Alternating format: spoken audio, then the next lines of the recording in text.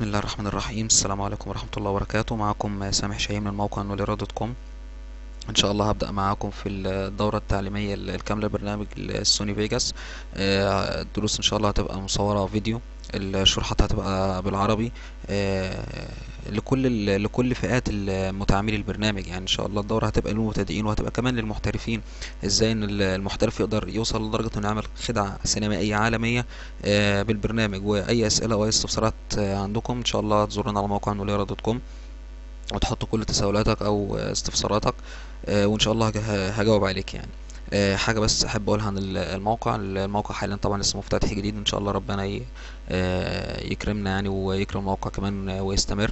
احب ادي نبذة بس بسيطة عن الموقع. الموقع عبارة عن مجمع لخبرات كل العرب. بمعنى لو انت عندك خبرات في اي برنامج من البرامج، خش وشاركنا وحط دروس. وطبعا عشان تبقى برضه العملية واضحة ومفيش هدف من الكلام ده، لكن الهدف اللي انت بتساعد غيرك. مثلا واحد مش عارف يتعامل ازاي مثلا مع برنامج 3 دي ماكس، او طبعا انا هشرح الافتر افكت وهشرح السوني فيجاس و 3 دي ماكس سيمو 4 دي، هشرح باذن الله تعالى. يعني ربنا يسهل معظم البرامج ديت شروحات تبقى وافيه باذن الله. لكن انت لو عندك برنامج انت حاسس انت متميز فيه وتقدر تقدم شروحات فيديو او شروحات مصوره او مواضيع او اي حاجه، تقدر تخش معانا وتنضم لفريق عمل الموقع وتكتب. لو انت كمان عندك ميول ادبيه، احنا بس مش بنتكلم يا جماعه الموقع مش البرامج، الموقع لكل حاجه. لو انت عندك كمان ميول ادبيه، تكتب قصص، تكتب اي حاجه، ممكن تنضم ان شاء الله معنا لفريق عمل الموقع، وتشاير معانا افكارك وتشاير معانا كل خبراتك. احب اقول بس كلمه بسيطه كده عن السوني فيجاس. السوني فيجاس طبعا سهل جدا. ناس كتير بتقول اشمعنى السوني فيجاس هو اللي مشهور على الانترنت ومش عارف ايه. السوني فيجاس طبعا مشهور لان هو برنامج سهل جدا. تقدر تقول عليه تطوير لبرنامج الويندوز موفي ميكر. لو انت شغال على ويندوز موفي ميكر هتفهم البرنامج ده بكل سهوله وهتعمل بيه كمان حاجات عالميه. تاني حاجة أحب أقولها إن السوني فيجاس ده عالمي.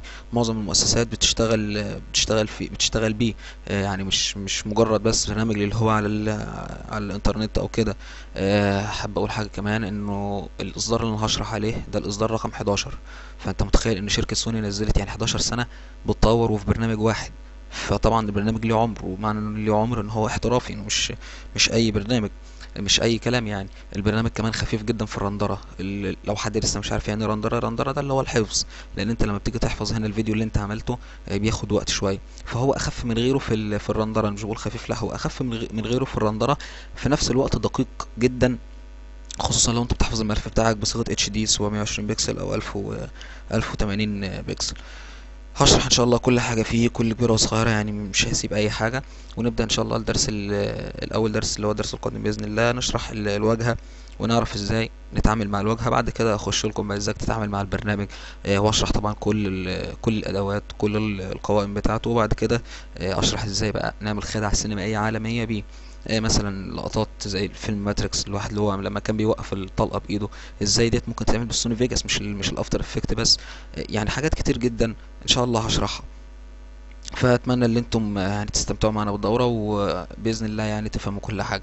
وزي ما بقول انا موجود على الموقع، لو في اي تساؤلات حطوها وانا ان شاء الله هجاوبكم.